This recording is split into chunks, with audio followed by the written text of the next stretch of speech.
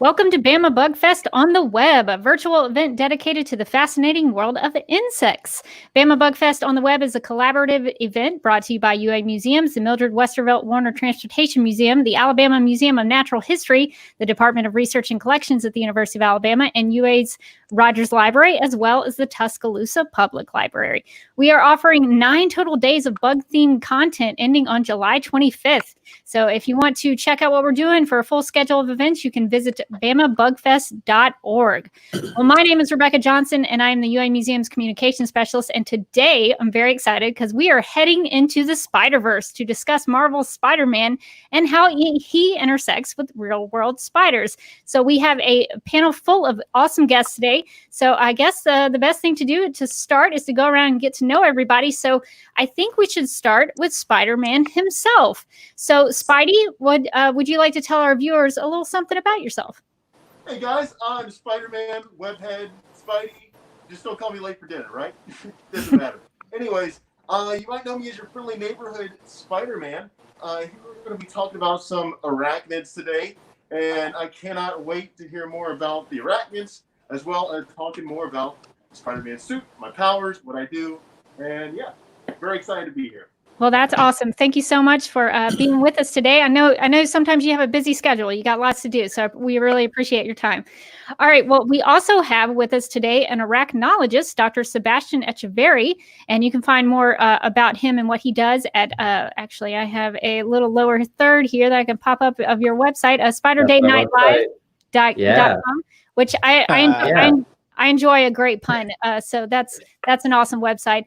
Thank you. Yeah, so to get to know you a little bit better, I'm interested in why you got interested in studying spiders. Yeah, so Spidey is your friendly neighborhood Spider-Man. I'm your friendly neighborhood spider scientist. So I just finished my PhD studying jumping spiders. And I actually did it, even though I was a Spider-Man fan since I was a kid, I didn't learn too much about spiders until recently. I was applying for grad school and I saw a video of a jumping spider dancing. And now jumping spiders are like this big, but if you get in there with a nice camera equipment, you see they are incredibly amazing animals. If you ever go on YouTube, type in dancing jumping spider, you know exactly what I mean. And as soon as I saw that video, as well. Yes, there are some dancing Spider-Man videos. Similar amounts of coordination and fancy moves. And so I was like, I need to study these animals. And that's what I've been doing for the last 6 years. That's awesome. You mentioned that you have been interested in Spider-Man for a while. Do you remember the first time you encountered the character of Spider-Man?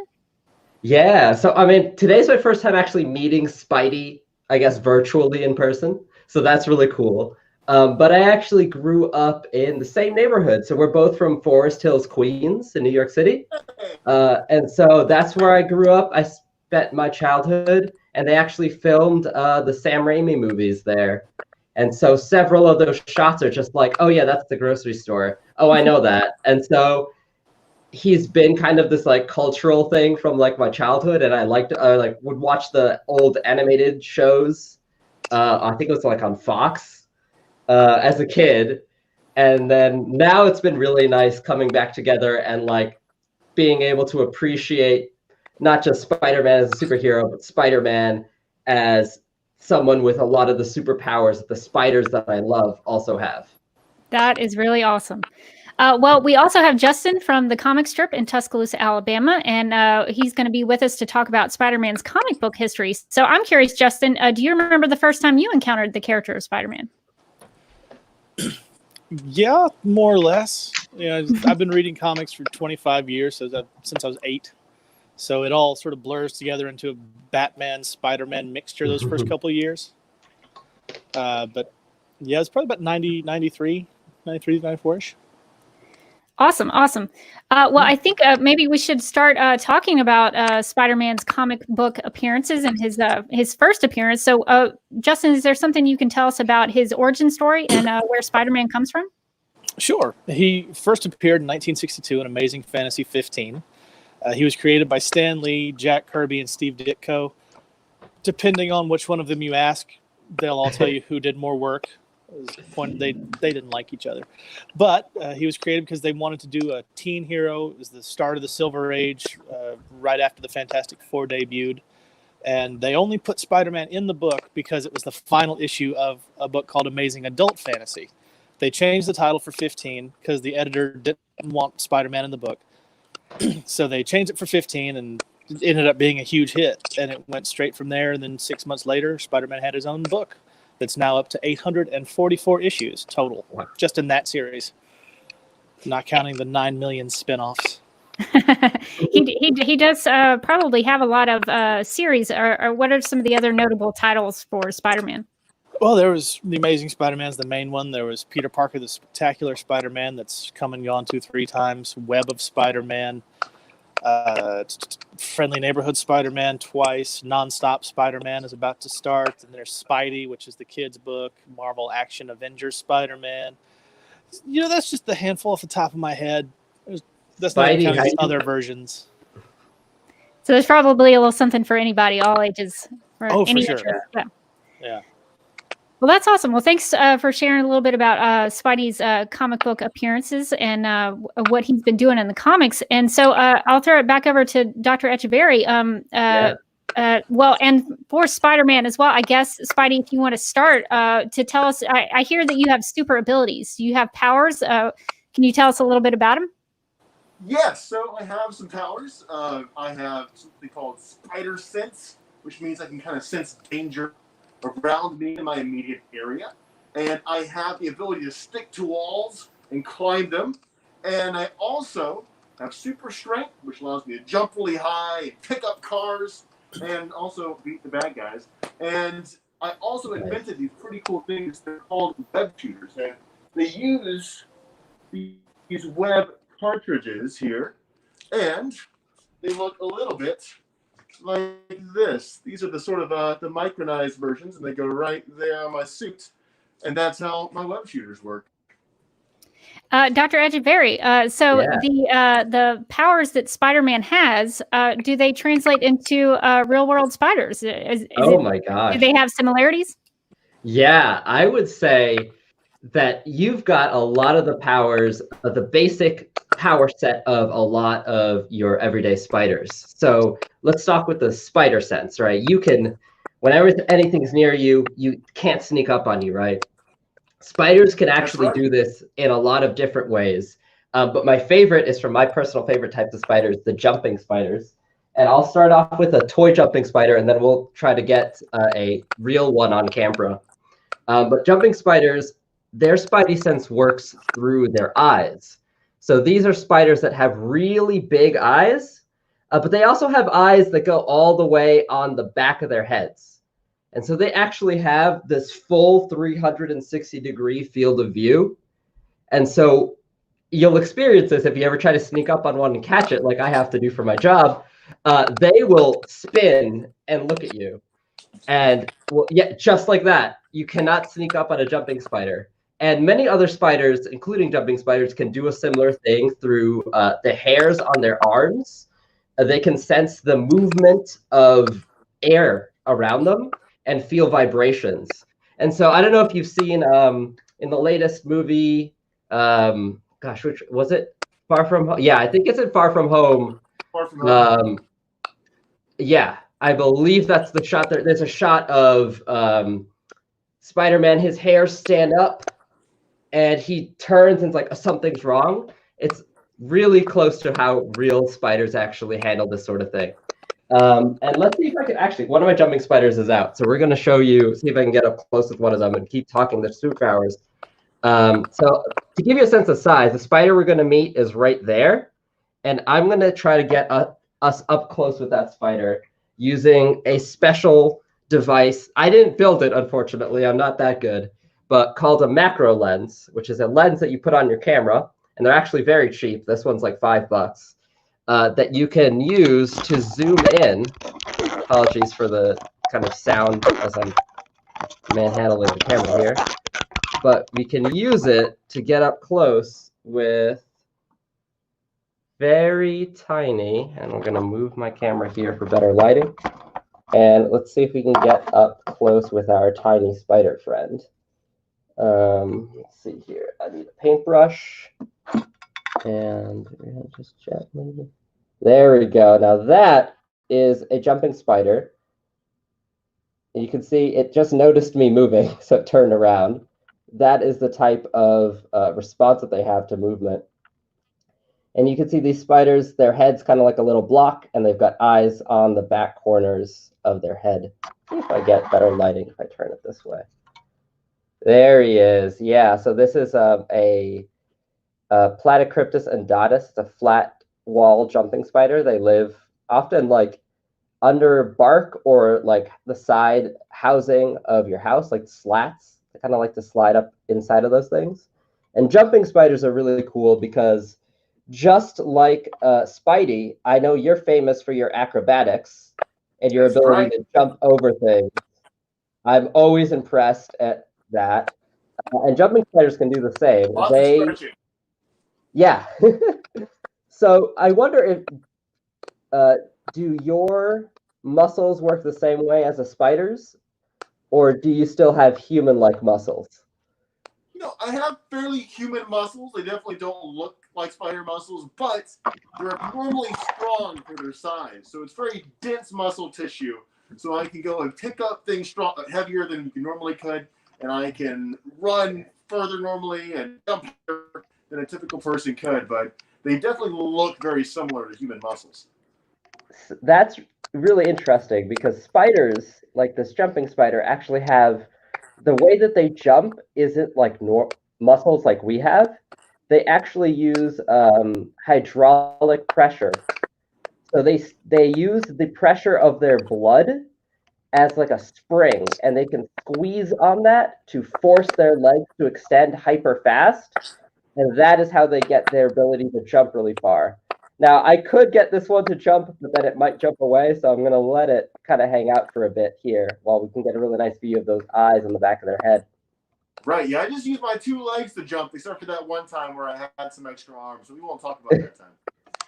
Yeah, I've noticed that there are some variations in your appearance over the years, which I think is really cool because it matches. Yeah, it matches the diversity of actual. Our jumping spider just jumped away. Let me take the macro lens off, and maybe we can get a more stable view of him. But I was about to say that your diversity of appearances throughout the years matches that of spiders, because there are. Sorry, I had to check on my jumping spider that's like on the side of my table.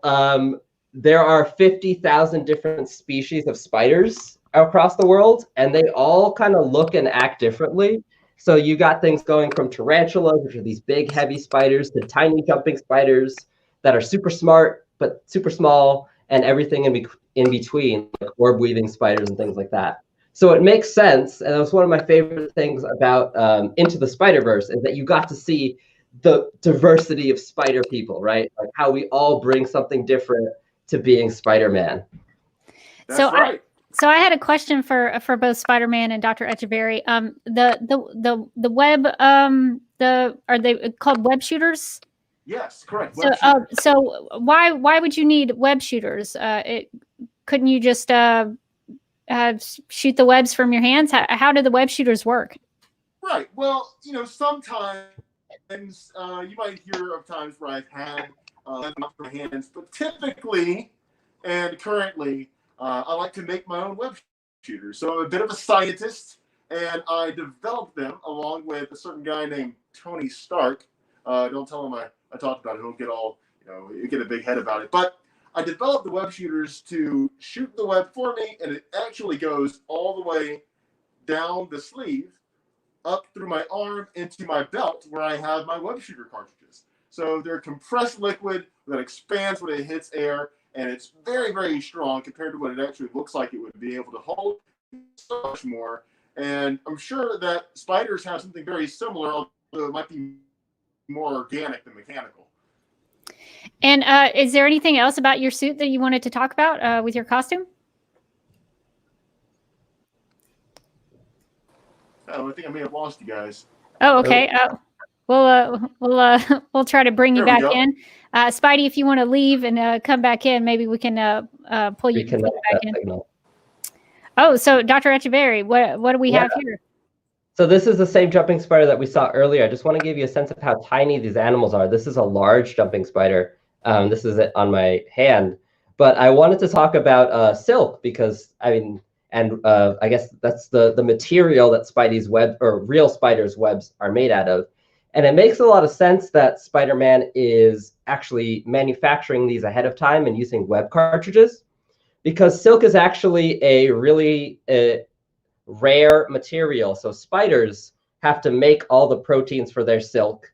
And it's actually one of the strongest materials, weight for weight, that humans, I mean, we struggle to make something nowadays without Tony Stark tech that is as strong for the size of it. And so spiders actually have to make all of that in glands in their abdomen, so that the back of their body here, let me show you on a model spider that's a little larger.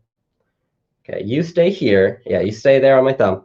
And then I'll show you here on a real spider, or a model spider. This is the species that I study, a model of them. So in their abdomen, which is the back part of their body there, that's where most of the spider's organs are, including the glands that make silk. And those are the spinnerets that sometimes stick out of the ends of some spiders, are these weird modified legs. They're actually evolved from legs, and they extrude the silk, which is made up of a bunch of different proteins that by themselves are kind of like this goo. And then the spider, we still don't fully know how they do this. When they pull it out of their spinnerets, it hardens into this super strong elastic silk. But it's really hard to make, and the spiders have to produce it. So actually, real life spiders, ones like orb weavers that rebuild their web every night, they will often eat their own silk to get back some of that material. So if they could make a bunch of it ahead of time and just switch out a cartridge, I'm sure they would do the same. And it's nice because if the radioactive spider that bit Spider-Man kind of gave him spinnerets place where they would be on a spider, those spinnerets would most likely be somewhere around your behind and would not be super convenient for swinging around. Absolutely not. No. Yeah. Instead, So it makes a lot of sense. Press the pressure plate right here. Yep. And I press it with my 2 fingers, and the web will shoot out. Way easier. Yeah, I find that much more efficient. And there's actually there is one type of spider that shoots web kind of in a similar way to you, Spider-Man.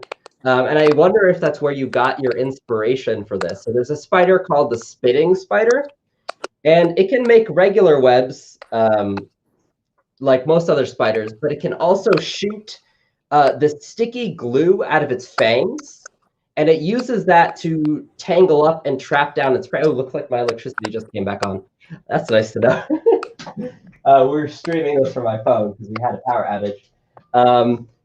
Spitting spiders actually spit their sticky glue out of their fangs, and they spray it down, and they actually trap their prey like that. And I've seen you pull similar moves with like special sticky silk to like tangle up bad guys. I was wondering if that was your inspiration. You know, it was a little bit of that, a little bit of necessity, help mix operation, and then just pure chance of coming across something like that is really helpful when I'm fighting the bad guys. Yeah, it's the cool thing about spitting spiders is that they're pretty common, or they're kind of small and rare, so you might not see them, but they live throughout basically most places that humans do, including New York City. So I'd wondered if you'd like spotted one while you had just gotten your powers and were like, I figured it out. You know, that could have been part of it for sure. I think, yeah, it's been a while. I know. I'm interested in Spider-Man's eyes. Is there anything, Dr. Echeverri, you can tell us about spider eyes? Oh yeah, so spider eyes. Oh, Spider, I don't know if you want to mention something. Yeah, I'm unable to hear anyone but you right now. Just so you know. Okay. Yeah, so maybe you could repeat the question for him. There we go. I can hear you. Okay, great. So her question was about your eyes. Do you have anything special in that suit in your eyepieces? Absolutely. So my eyes, they actually can expand and collapse on each other, sort of like how a camera lens will do. So the reason for that, other than just being able to show emotion, is also that it helps filter out some of the extra sensory input that's a little overstimulating sometimes. So if I'm trying to concentrate, I can really focus on just one spot by closing my eyes a little bit smaller. And then if I want to see the whole big picture, I can open my eyes wider. Right now, we're just kind of in a neutral pose because I'm just in a room talking to a camera. Yeah, that makes sense. Yeah. Yeah, that's really cool. Yeah, that is really cool because I study a lot of spider vision. So I'm interested in how my jumping spiders see. And they have a lot of really similar systems or adaptations. So just like your eyes that need to do, sometimes you need to focus on one thing in like really high definition. You have to get like a lot of information out of it. And sometimes you want to see everything around you. Jumping spiders have evolved to solve that problem by having multiple eyes that each do different things. So if we go back to my model jumping spider here, these two big eyes in the front, there we go, the primary eyes, those ones are kind of like their job is kind of like when you focus your eyes and the pupil narrows down, they see really high quality, they see in color, they actually have the best, sharpest vision of any animal on land without a backbone. And to give you a sense of how impressive that would be, a lot of animals much, much bigger than a jumping spider, so like say a house cat or like a songbird, if you were to translate their vision to human terms, those animals would be considered legally blind because their vision would be so blurry. But jumping spiders, despite being this big in real life, a lot of them can see so well that they are not legally blind by human standards. And on top of that, they have these extra eyes on the side of their head. And those are all the time doing that job of keeping an eye out on everything around them. So they are both focusing and having that all-expansive view at the same time. And one of the mysteries of these animals is how are they capable of handling all that information at once? But they seem to manage really well. You know, and it's funny you mentioned how their eyesight's really good because before I got bit by the spider, I needed glasses, but afterwards, I didn't even need them.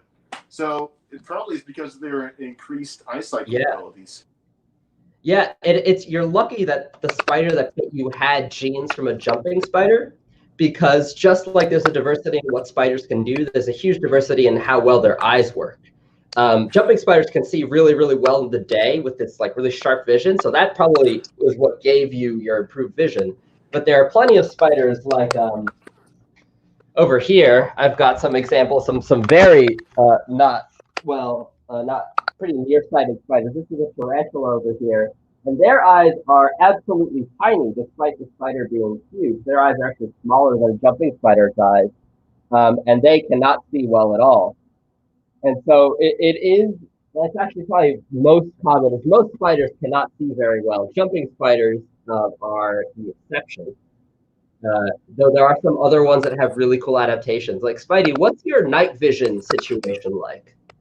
Right, so Mr. Stark and I developed some cool heads-up display technology, which does sometimes feature night vision. So it's a simple just flick of the switch inside and a simple command, and I've got night vision. And it comes with a bunch of really cool cool features. Still working to stream Netflix on it, but you know, I think we're going to get there eventually. Yeah, I'm sure Tony might have kept that out of your suit on purpose. But yeah, so there are some spiders that actually have built-in night vision. So animals like spiders like wolf spiders, which you might see running around in the grass, or grass spiders, which build these like sheet and then like a little funnel web that you see around this time of year on like hedges and bushes. If you go out at night and you have like a flashlight, you shine it on those and you'll see that their eyes like glint in the darkness, kind of like if you've ever seen a dog or a cat with like camera flash and their eyes are glowing super bright. That's the same adaptation for night vision. It's actually a mirror in the back of their eye that lets them, so when light is coming in, it bounces it back through the retina and gives the animal a second chance to catch that particle of light and so see their image. It basically doubles their night vision. And there are many spiders that live at night, that are active at night, that have that adaptation. And it'll show up as this like really shiny thing when you shine a light on their eyes. That is really, really cool. Well, we have some questions from some viewers. Awesome. So Jerome asks, what is the lifespan of a jumping spider? That's a great question. Jumping spiders are on the lower end. Oh, actually, they're pretty typical for most spiders. What I would say a typical spider. My jumping spiders, I would say most live about a year. The oldest that I've personally kept was 3 years. It was a Phidippus audax, the bull jumping spider. They're like big black jumping spiders, like a white markings on them. But by 3 years, it was a very, very old animal. A lot of its hair had they have hairs all over them. Some had fallen out. It had trouble climbing. And that's because as adults, most spiders cannot keep molting. So spiders don't grow like us. They have to basically shed all of their skin, and then they slide out of that, and then they kind of inflate and then harden as a bigger animal. And when they do that, they get to renew all of the external part of their body. So like your skin cells come back, like they're gradually replaced. But imagine if they didn't. That's what happens to a spider that once it reaches adulthood, it has a set amount of time before basically it's like if your fingerprints wore away and then you'd have trouble picking stuff up. Same thing happens to them. But spiders like tarantulas, if you can see if Izzy will be on camera. So this is over here is Isabel. She's my rose hair tarantula, and maybe we can get in on her. So tarantulas. Oh yeah. Here you go. She's gonna run away because she's a scared cat. Tarantulas will molt as adults, so they can live much, much longer. A species like her, she's a Chilean rose hair, can live up to 30 years or so in captivity. And the oldest known spider in the world was a trapdoor spider from Australia that lived to be 43. So there's a huge variety across spiders. Jumping spiders are on the small end of just a year or two. We also have a question. This is the question. This is more pertaining to tarantulas, but does Spider-Man have any defensive, let me know if I'm pronouncing this incorrectly, urticating hairs, or is he more built like a jumping, built like a jumping spider? As far as I know, a lot of Spidey's abilities are a lot more similar to that of a jumping spider than those of a tarantula. So to give people a sense of what Colossian's talking about, urticating hairs are an adaptation that tarantulas from North, South, and Central America have. Let's see if, okay, yeah, Izzy's still out. And I can show you where they would be on her. So this patch right here on her abdomen, she's probably doesn't have too many left, but there are hairs there that the spider can kick into the air, and they are very, very itchy, and they use that to protect themselves. They're these little kind of barred-shaped hairs, if you look at them on a microscope, and they will get up in the air, and they'll get into the eyes and the ears and the throat of predators, and they're very, very irritating. And so because they have that defense, most tarantulas from the Americas are pretty relaxed because they are comfortable, they feel safe because they have this extra defense. But as far as I know, and correct me if I'm wrong, Spidey, I haven't seen any of your suits feature that type of defense. So that might be something you might want to look into because it's really helpful. Exactly. Not yet, but never say never. Yeah, I could, there's a lot of spider superpowers that might make for really nice additions to your suits that I would be happy to talk about. After this, right? We gotta, yeah. That sounds great. I mean, there's spiders that can walk on water. That might be helpful. There's spiders that can live their entire lives underwater. I mean, there's a lot of stuff out there that I think you would benefit from taking up into your equipment. Yeah, if I'm over water, something's gone typically terribly wrong. So Yeah, that's what I'm. very helpful. Yeah, exactly. I remember playing Spider-Man 2 on the PS2, and you fall in water, you're out. But you add in some fishing spider tech, and you are golden. You are running across that water. It'll trust me. Look into that. Absolutely. Yeah. Speaking of defensive measures, speaking of defenses, Dr. Echeverri, and I guess Spidey, in case he can't hear me, I guess we could talk about some of Spidey's biggest bad guys. So if Justin or Spidey, who are Spider-Man's biggest villains, and what are also real-world spiders? Do they have other animals that try to attack them? Justin, do you want to talk about some? Let you lead. Let's go for it. Yeah, Justin. Who are some of Spidey's biggest bads? Well, most of them actually have animal or insect themes or arachnid themes. There's Scorpion. There's Mysterio, who is played by the dreamy Jake Gyllenhaal.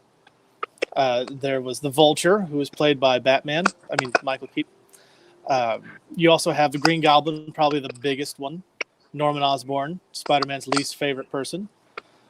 Anyone who hates puns is an enemy of Spider-Man. Because, puns are the best. Anyone who says they don't like puns, they're lying. But you also have things like the Rhino. And, in fact, Spider-Man had one villain who was just a being made up of a sentient swarm of spiders that shared a hive mind. And he beat that thing by luring it into the New York aviary where it was eaten by birds. It's pretty hardcore.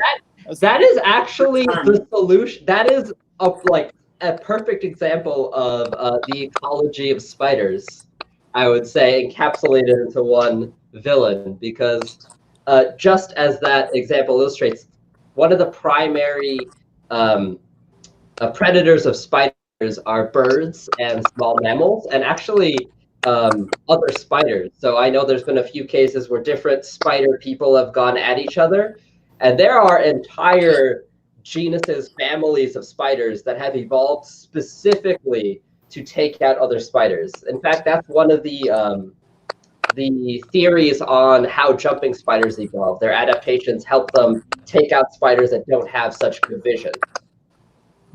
There's one called the tarantula from the mid-'70s. And he's well known for jumping really high and having spiky bits on his boots. And a really sweet mustache, too. The mustache is actually perfect, because tarantulas, one of the features that distinguishes them from other similarly shaped spiders is their hairs. So they're quite hairy spiders. They often have long hairs, and they are often ornamented. So the hairs are colorful. They've got these patterns on them. Mustache is a nice touch. Most of them aren't as good jumpers, though arboreal tarantulas have a few, can make a leap for it when needed. I wrote an article about Spider-Man's different animal-themed superheroes and how they matched up with the real-world ecology of how these animals, how that fight would match up in real life. For what was the name of the website? AIPT Comics. So I did it back in 2019, the ecology of Spider-Man villains. And there's a mix of some, but I would say that the one that I'm surprised doesn't come up as often would be wasps. So wasps are one of the real-life spider's worst nightmares, because there are entire groups of wasps called parasitoid wasps. They've evolved specifically to paralyze spiders, drag them off into a burrow, and inject it. Basically, they either lay an egg on the spider, or they just lay an egg in the burrow and seal it up. The spider stays alive and just becomes a meal for the growing baby wasp. And spiders are usually really great predators. Yeah, I know. Don't let any villains hear, but keep the secret, because But the one thing that can outmaneuver even like a jumping spider is, of course, an animal that has the capability of flight, like a wasp. And oftentimes they get that sting in, and the spider's just completely paralyzed. Well, does that Like ever that scene come? out of Wild Wild West with Will Smith. Yeah. The good thing is the only wasp I know is a good guy. She's one of the good ones, so I don't think I'll have to worry about her attacking. Now, Yellow Jacket, on the other hand. Yeah, there's actually, and Justin, maybe you remember Shathra the spider wasp from like back in the day. She's the only one that I know of that is a really nice example of a spider hunter wasp. Yeah. Well, the thing is, the character, the Wasp, Janet Van Dyne and now Hope Van Dyne, they were created, the original Janet, she was like 6 months after Spider-Man. So by the time they got around to needing new villains, Wasp was kind of taken. Yeah. But they do have Swarm, the Nazi made of bees. Not making any of that up. Yeah, no, I have him on my list right here. Purple cloak, Nazi made of bees. Because comics. I mean, I would say most bees are pretty calm, but yeah, I would not want to tangle with a Nazi bee. Mm-hmm. Well, comics are weird. I love them. Yeah, they are a little quirky sometimes. We do have some more questions about jumping spiders. So how strong are jumping spiders? Let's see if I can get another jumping spider out while I talk about this. I'll talk. And so jumping spiders depends on how you measure strength. So for their size, they are really good at taking down animals much larger than them. And because of how their muscles work with that hydraulic pressure, they can exert a lot more force than you would think. Like some larger jumping spiders, when they jump off of my hand, I can feel that movement of them pushing off of me. I think in terms of like pound for pound strength, they're not as strong as say like some of the more famous insects like an ant or a beetle. The thing about spiders is a lot of them are a little squishier than say an armored insect like a beetle or an ant. So they're less like physically tough, but they are really, really good at taking out their prey. Just kind of like Spider-Man, you're not the strongest superhero in the world, but you've got the intelligence and the wits to put what you have to take down what you need to. And jumping spiders work the same way. They are agile. Yeah. They're agile. When you watch them catch their food, they actually will often target the head of their prey item. So even if they're going after like something much larger than them, they know where to strike where it's the most effective. Let's see if I can get my other jumping spider out here and show you just some variation in their color too. And we can take another question if there's another one while I do this. There's an additional question to that. How do they protect themselves? How do jumping spiders protect themselves? If you've ever seen Spider-Man in a fight, you'll know he's agile and he dodges out of the way, and he uses his superior mobility. Hold on, to dodge attacks. There we go. That's a jumping spider. And real life jumping spiders are very similar. They can jump really far when they need to. Sorry that this is so wobbly. There we go. There she is. And that is what they do to get out of the way of things. I mean, they can, for their size, their bite, their venom works really well on, insects and arachnids their size. Obviously, for animals like us or even like small mammals, that venom really doesn't do anything to us. But for an animal their size, they can hold up pretty well. But really, it's the mobility. I mean, you've seen Spidey jump around and dodge blows. It's kind of similar. And we do have a question for Spider-Man. Did it hurt when the spider bit you? It did hurt. It was not a pleasant experience. Wouldn't recommend it. That spider's gone now, but I would not recommend trying to get any spider to bite you of any sort because it does not feel great. And Dr. Echeverri, I guess we could talk about spider bites. I'd love to, yeah. Do they have different bites or different? I don't know. How would you explain that? Yeah, I actually, what you said about don't try to get a spider to bite you is, oh, I'm sorry, my camera fell, is kind of along what I would say, but for a different reason. Most spiders will just refuse to bite you unless you are actively harming them. So spiders are smart enough to know that when a skyscraper-size animal is moving around them, their best response is to get out of the way. I've handled thousands of spiders with my bare hands, and I've never been bit because the spider always just tries to run away. It's really only, you gotta like hold the spider against your skin and like press it. And for most spiders, that's what's required to get them to bite you.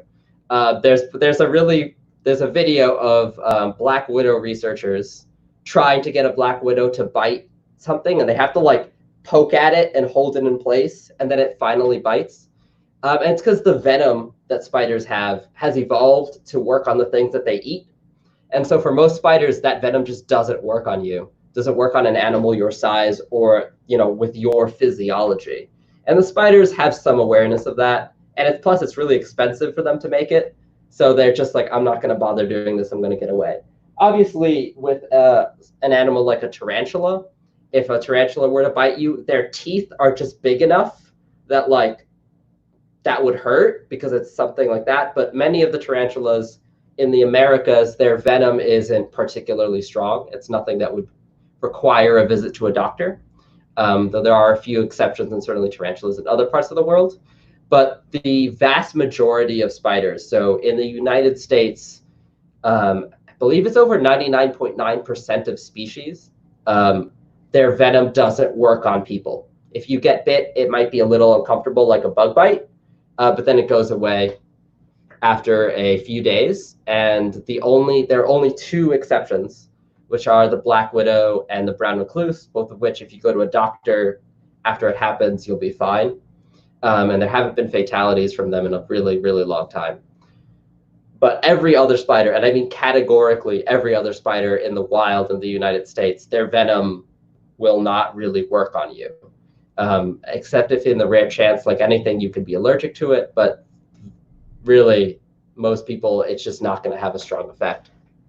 And you mentioned what spiders eat. We have another question from Mackenzie about what do jumping spiders eat? Yeah, hi, Mackenzie, thanks for the question. Jumping spiders will eat most things. They're a little bit bigger than them and smaller than them. So there's actually 10,000 different species of jumping spiders. So there are some that are specialized. There are some that only eat other spiders. There are some that only eat ants. But as a general rule, most of them will eat, like I said, any kind of insect or arachnid their size or smaller. So flies, crickets, little beetle larvae, other spiders. Again, I say it because they're very good at it. That sort of thing. Yeah. Here, my pet jumping spiders, I feed them either fruit flies or the young of a certain species of roach, very small. Yeah, they're pretty. Most of them are pretty kind of like you. Like they'll eat a lot of things. But there is one special one that I just want to mention because I know some of us don't like to eat meat. There is one jumping spider that is the world's only vegetarian spider. It is a species in Central America that actually eats little like plant proteins that are made by this tree. There's a whole story on how that evolved, but basically the spider is stealing a meal that the tree has evolved to give to ants in exchange for protection. But the spider comes in and steals a meal and lives on that. It's a whole tangent, but there is one jumping spider that eats exclusively or almost exclusively plants. I hate to say this, but I just got an emergency notification from the Daily Bugle saying that the Green Goblin is causing some problems in New York City. I think Spidey's got to get out of here. All right, guys. Well, it's been nice talking to you. I'm going to go stop this crime. But if you need me, you know how to get in touch. Good luck. Thanks, Spidey. Guys. All right. Well, Dr. Echeverri and Justin, if you can hang around for a few minutes, we'll talk some. We'll finish wrapping up talking about spiders and Spider-Man comics. So, Justin, what would you recommend to people if they wanted to get into reading Spider-Man comics? Where should they start? Oh, well, that's the good thing about comics these days is that they try to make it to where you can jump in every 6 months or so. So the current run right now is by a guy named Nick Spencer. He's really good. But they also have several mini-series that are self-contained stories. Anything Chip Zdarsky has written is fantastic. Honestly, there are more good Spider-Man stories than bad ones. So stay away from the Clone Saga from the 90s. And also stay away from One More Day. That time he sold his marriage to the literal devil to save Aunt May's life. That was bad. But anything like the last 10 years has been really good. And all the original stuff, the Stan Lee and Steve Ditko runs from the 60s and 70s is all really good. Some seminal works like Kraven's Last Hunt. Everybody loves Kraven's Last Hunt. I wish they'd do a movie for that, but it sounds like Sony's going to develop a Kraven movie to stand alone for some unfathomable reason. Interesting. So a lot of good stuff. Very cool. Well, do you have a favorite, Justin? Do you have a favorite run on Spider-Man? Well, probably my favorite is titled Just Spider-Man from the 90s. It was Tom Lyle doing the art, and there's one issue that's really nice. It's called Anniversary Syndrome, and it's just Spider-Man being Spider-Man on the anniversary of his uncle's death, and it's really sweet, and the art is fantastic. But right now, my favorite run is probably the most recent Peter Parker Spectacular Spider-Man or Spider-Man Life Story, both written by Chip Zdarsky. They're just mini-series. Really good stuff. We have a question for you, Justin. Are there any Spider-Woman comics? What would you recommend? Not only are there Spider-Woman comics, but there's multiple Spider-Women. There's the one that most people know. Her name's Jessica Drew. She was an agent of S.H.I.E.L.D. and an agent of Hydra. She has a cartoon from the late 60s that's on Disney+. It's really bad, but it's entertaining in a really good way. She has her own series now that just started right before all the lockdown and everything, and it's been good so far. There's also Spider-Gwen. She's known as Ghost Spider. She's the one from the Into the Spider-Verse movie. She has her own series, and she's been in a dozen other books. The other one is Jessica something. She's not that popular. She's the new Madam Web. And then there's also Maddie Franklin. She was around for a while. But yeah, there's plenty of good stuff with Spider-Woman. Spider-Woman. Many Spider-Women. That's more than I would have thought. I knew about Spider-Gwen and Ghost Spider, but that's good to know. Dr. Echeverri, do you have any favorite Spider-Man stories? Any favorite movies or animated series? I will say that my absolute favorite is Into the Spider-Verse. I mean, as someone growing up, I didn't think I was going to get into science. Like, I would watch science shows, but there was no one doing science that looked like me. And a lot of superheroes also didn't. I couldn't really, they were really cool and I love their stories, but there's that missing factor of being able to imagine yourself in that role. And seeing Into the Spider-Verse and seeing a brown-skinned Hispanic immigrant in New York City going to public high school being Spider-Man was really big for me.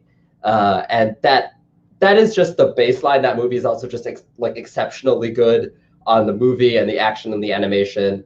But that was the kind of special thing that made it stand out for me personally. Yeah, Into the Spider-Verse is a really, really good film. Yeah. It won an Oscar. And you can tell that I like it. I mean, it's above my desk every day to just remind me. Very, very good film. So we do have a question, Justin. I might have said it, but when we say run on comics, how would you explain that to somebody? Well, a run is basically when a new creative team takes over a book. So, like I said, Spider-Man, just the Amazing Spider-Man title, has had 844 separate issues. They've renumbered it and started over with new creative teams dozens of times. So when I say run, like right now, this current run of Spider-Man is up to issue 44 in its standard numbering. So that is what a run is. Think of it like a season for TV shows. Yeah. Probably the best analogy.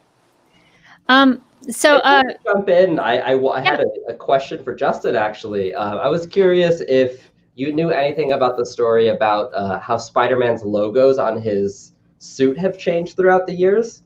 Because there's a really, the first one in particular compared to a lot of the later ones stood out to me in that the design changed a lot.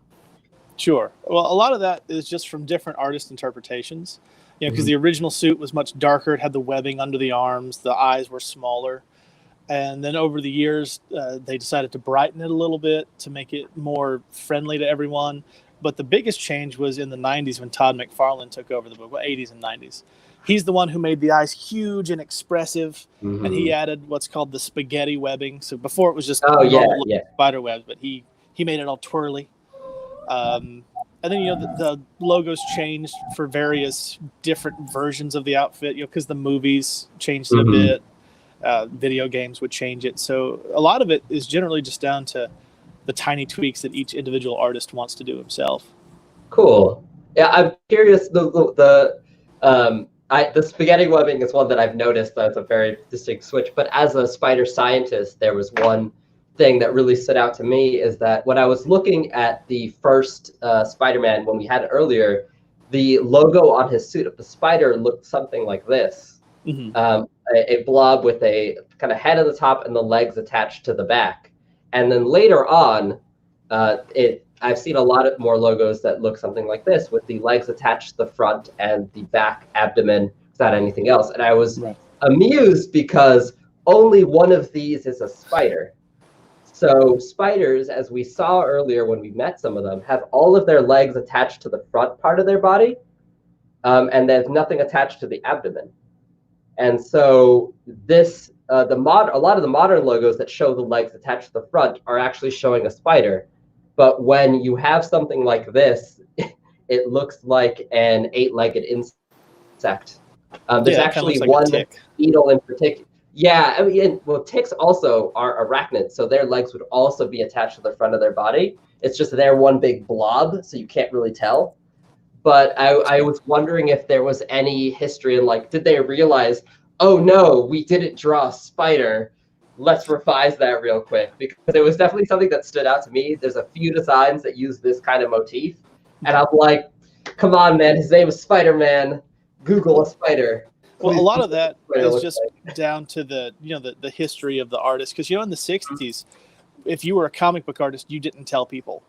Comic book art was generally thought as a gateway into the Sunday morning funnies, like the Prince Valiant and that sort of thing, because those were respected artists. But if you worked in comic books, you kept that to yourself. So, and a lot of times it was about speed, because you had to hit your deadlines. And so the smaller logos like that, pretty much they were just shorthanded. And then as art got more developed, because comic books got more respected, they were able to add more detail and to make it look better. And then with the advent of digital art, that's when things have gotten really crazy. Oh, cool. So, I didn't know that at all about the kind of the early days of being a secret. But yeah, I've been really happy to notice that a lot of the more recent logos actually just picked a spider, which is like big for me. Well, guys, we have a few minutes left, so I thought I would give everybody a chance to have some parting words, some final words. So, Justin, what would you want to leave everybody with in regards to Spider-Man and comics? Well, comic books are kind of like the new modern mythology. A lot of people, that's where they learn morality. That's where they learn life lessons. It's how I learned to read. So the thing that always stuck out about Spider-Man, any iteration of Spider-Man, anyone in the Spider-Man family, they all share the same thing, is that, the standard line of with great power comes great responsibility. It's being responsible for your own actions, doing the best you can to help people, and more importantly, just never giving up in the face of any hardship. And that's why Spider-Man has endured. He's one of us, and with the costume, even before great characters like Miles or Spider-Gwen, with the costume that covers everything, he could have been anybody. So it's that sort of thing that makes you want to be better than you are. Because if Spider-Man can deal with all that he's going through and still be a good guy, no one else really has any excuse. Yeah, that's what makes him a hero. Dr. Echeverri, what would you like to leave people about spiders today? Yeah, there's two things that I want to say. And the first is I want to say thanks, Justin, for kind of highlighting why Spider-Man has been such an inspiration for me as a graduate student. Academia and doing a PhD is incredibly hard. And there have been points where I have kind of looked to this character as like an inspiration. Okay, he can get through all of that. I can get through my PhD. But I want people to kind of give spiders some of that appreciation that you give Spider-Man. And that's because a lot of what he can do are things that real life spiders can do. They are web slingers. They can swing on their webs. They can actually fly using their webs. They can balloon through the air. They have powers that Spider-Man doesn't even have yet. I wrote an entire article about this for the Philadelphia Inquirer, which there you can find it online, about the superhero powers of spiders. But they're also everywhere. They're these really diverse animals that are drastically more complicated and more interesting than you think they are. And they are also far less dangerous than I think our culture and our media tells us that they are. Just like Spidey has to deal with J. Jonah Jameson kind of dragging him in the newspaper, real life spiders are going through the same thing every day. But if we actually take a second and take a look at them and learn about them, you'll realize that they are doing a lot more good than some people will tell you. The last thing I want to leave off on is just a really interesting fact, because we mentioned at the very beginning of this that this was the Bama Bug Fest about insects. And insects are a really amazing group of animals, but they are very different from arachnids and like spiders. There's one fact that has really kind of blew my mind when I learned it, so I will leave this with you. You, watching this, a human, are more closely related to dinosaurs, birds, dogs, fish, sharks, lampreys, frogs. You're more closely related to all of those animals than a spider is to an insect. Spiders and insects, their last ancestor that they had was over 500 million years ago, before dinosaurs, before lots of the animals that we know today even got started in their evolutionary history. And their bodies work drastically different. Their eyes work drastically different. And so I want people to appreciate them for what they are, their own unique kind of life that does a lot of really cool, weird stuff. Go out and meet a spider. They're everywhere. If you want to learn about spiders in a book, this book just came out, Spiders of the World. And it takes you through all of the different families of spiders with some really nice illustrations of the variety of how they use their webs to catch their food and other things that distinguish them. So there's a lot of information out there. They're really cool animals. Give them a chance.